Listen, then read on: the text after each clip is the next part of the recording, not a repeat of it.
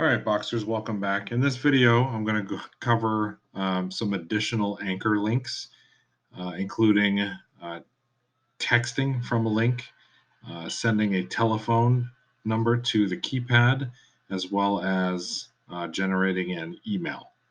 So I've created a simple definition list just to show kind of a definition of each one. And then in here, I will uh, reference each type of link. So in the SMS link, it's SMS colon and then a phone number.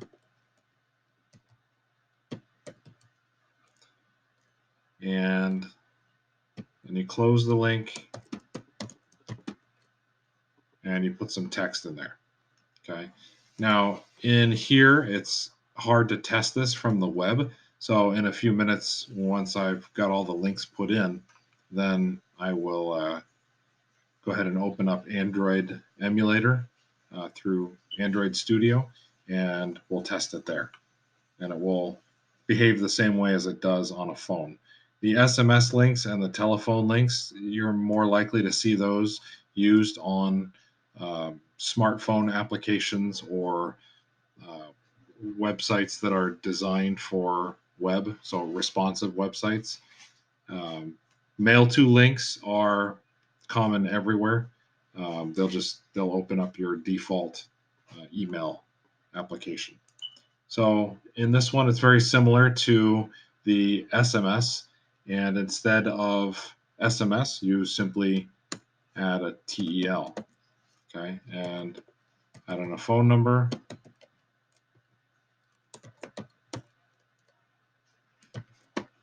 okay, and some text, and that when the user clicks that call to action, then they'll be sent to the keypad.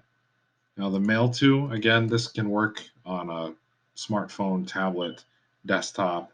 I see these often. These, instead of SMS or tell, simply mail to. And then you enter in an email address. And then you can enter in the email address here. You can enter in any other text that you want. Okay. So I will save this, and then we'll come over to Android Studio here. And in here, it's the same pen, the same link. And all I'm going to do is we'll refresh it.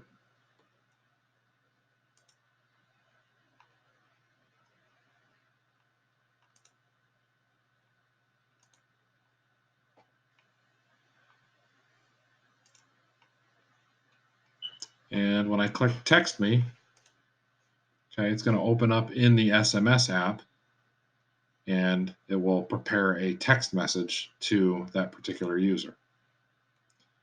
If I open up the telephone link, it will send it directly to the keypad, at which point the user can hit dial and call the appropriate person.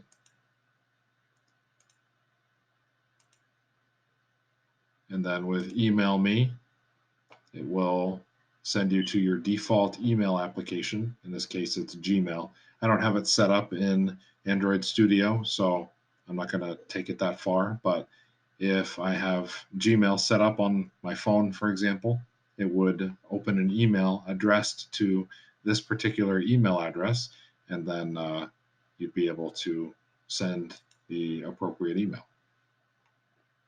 So the next thing I'm going to do is show you a couple ways to append these. You can add on, oops, you can add on a body of a message.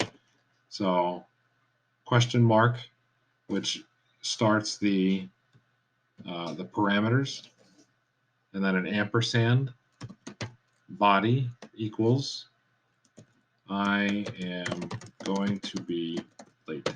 I used to have one of these on a mobile app for my students, and if they needed to let me know that they were going to be late, they could go to my page and the text would already be there, and they could click the text me link and just send them the message, the predefined message, and it would come right to me.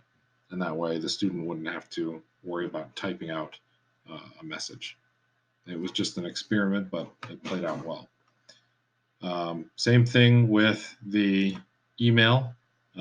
Here, it's